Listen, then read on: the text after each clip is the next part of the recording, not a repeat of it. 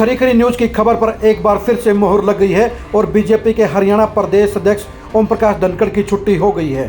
ओम प्रकाश धनखड़ की जगह कुरुक्षेत्र के सांसद नायब सैनी को हरियाणा का नया प्रदेश अध्यक्ष बना दिया गया है। इसके बारे में बीजेपी के राष्ट्रीय महासचिव अरुण सिंह ने पत्र जारी करके ओम प्रकाश धनखड़ की जगह नायब सैनी को नियुक्ति देने का आदेश जारी कर दिया है। ओम प्रकाश धनखड़ को भी खाली नहीं रखा गया है, उनको अब राष्ट्रीय सचिव बना दिया गया है।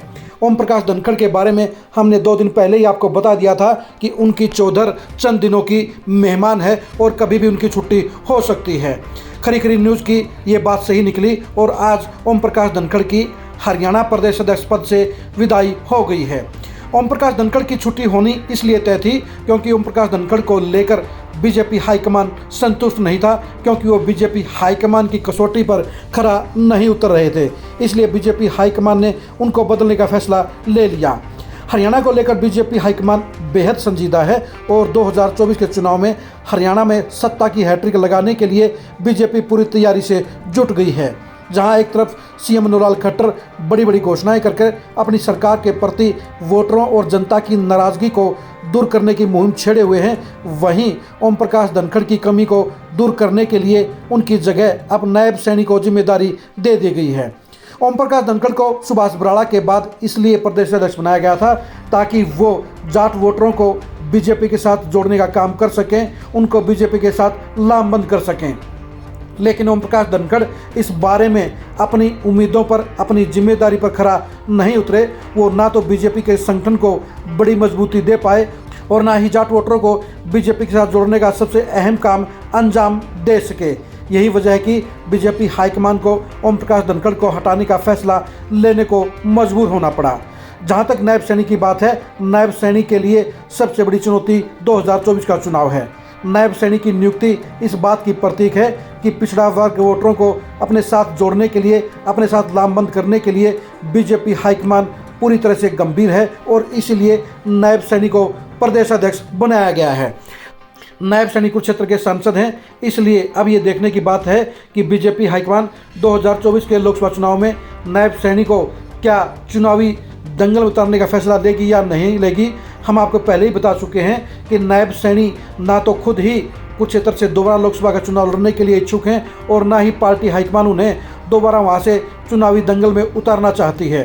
नायब सैनी खुद नारायणगढ़ से विधानसभा का चुनाव लड़ना चाहते हैं, लेकिन उससे पहले ही पार्टी हाईकमान ने उनको हरियाणा का प्रदेश अध्यक्ष बनाकर उनकी जिम्मेदारियों में इजाफा कर दिया है।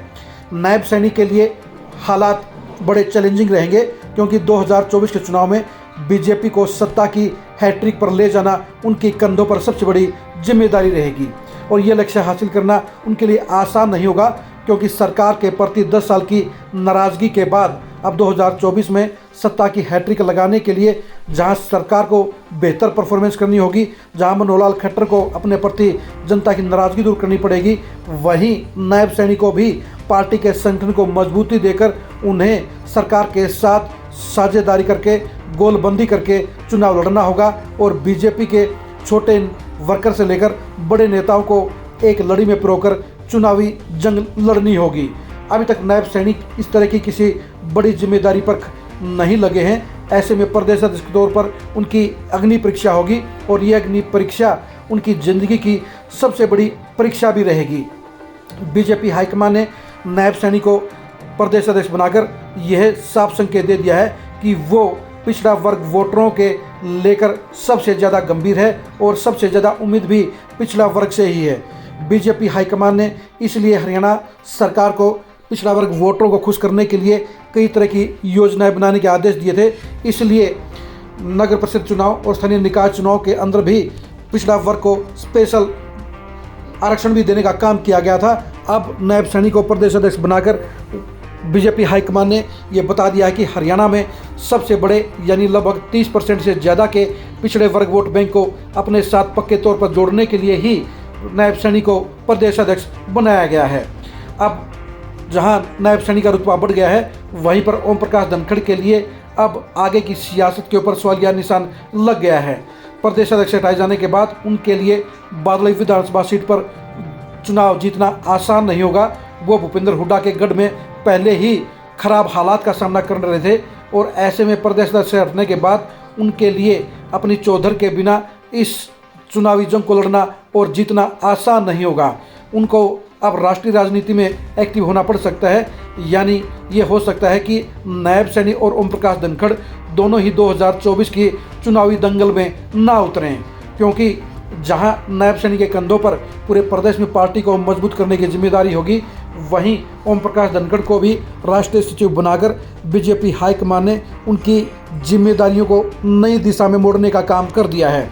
ओम प्रकाश धनखड़ भी 2024 में चुनाव हारने से बेहतर दूसरे प्रदेशों में जाकर बीजेपी के संगठन को मजबूती करने को प्राथमिकता देते हुए नजर आएंगे। अब देखने की बात यही है कि ओम प्रकाश धनखड़ क्या अब अध्यक्ष पद से हटने के बाद बादली सीट पर चुनाव लड़ने का जज्बात बरकरार रखेंगे, या वो राष्ट्रीय राजनीति में एक्टिव होकर बादली की सियासत को छोड़ने का फैसला लेंगे।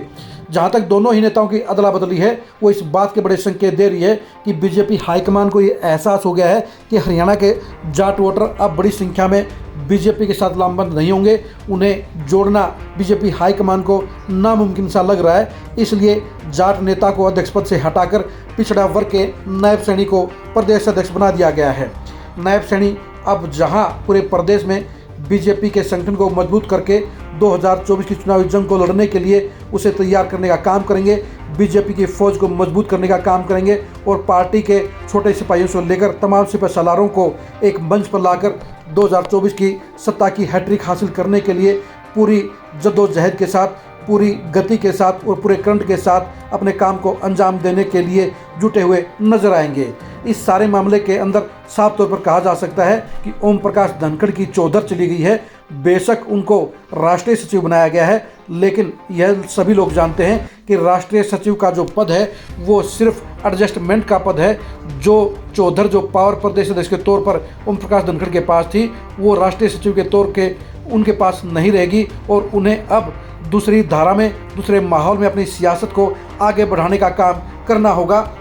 नायब सैनी के लिए भी प्रदेश अध्यक्ष का पद कांटों का ताज रहेगा, क्योंकि सांसद के तौर पर भी कहीं न कहीं नायब सैनी कसौटी पर खरे नहीं उतरे हैं। उनके प्रति कुरुक्षेत्र लोकसभा सीट में बड़ी नाराजगी का आलम है, लेकिन वो पिछड़ा वर्ग वोटरों को प्रदेश के बाकी हिस्सों में बीजेपी के साथ जोड़ने का काम बखूबी अंजाम दे सकते हैं। लेकिन उन्हें इसके लिए अपनी आराम परस्ती की पॉलिटिक्स को छोड़ना होगा, उन्हें दिन रात काम करने का अभियान छेड़ना होगा, उन्हें नारायणगढ़ की पॉलिटिक्स का मोह छोड़ना होगा और पूरे प्रदेश के नेता के तौर पर खुद को स्थापित करने के लिए, पूरी पार्टी के संगठन को मजबूती देने के लिए अपनी पॉलिटिक्स को नए सिरे से, नए माहौल में, नई नीयत के साथ आगे बढ़ाने का काम करना होगा।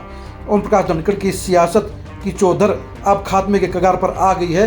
अब उन्हें राष्ट्रीय पॉलिटिक्स में नई जिम्मेदारी के लिए, नए प्रदेश के लिए तैयार हो जाना पड़ेगा। ओम प्रकाश धनखड़ की विदाई इस बात का प्रतीक है कि बीजेपी 2024 के चुनाव को लेकर बेहद गंभीर है और हरियाणा में सत्ता की हैट्रिक लगाने के लिए वो तमाम बड़े फैसले लेने का काम करेगी। 2024 में ओम प्रकाश धनखड़ की सियासत के अंजाम को देखने के लिए आप खरी न्यूज़ के साथ बने रहिए। 2024 में नायब सैनी की मेहनत के परिणाम को देखने के लिए भी आप खरी न्यूज़ के साथ बने रहिएगा। 2024 में नायब सैनी की मेहनत और सीएम खट्टर के साथ जुगलबंदी के रिजल्ट को देखने के लिए भी आप खरी न्यूज़ के साथ बने रहिएगा। आप हमारे फेसबुक पेज को फॉलो कीजिए, आप हमारे यूट्यूब चैनल को सब्सक्राइब कीजिए। नमस्कार।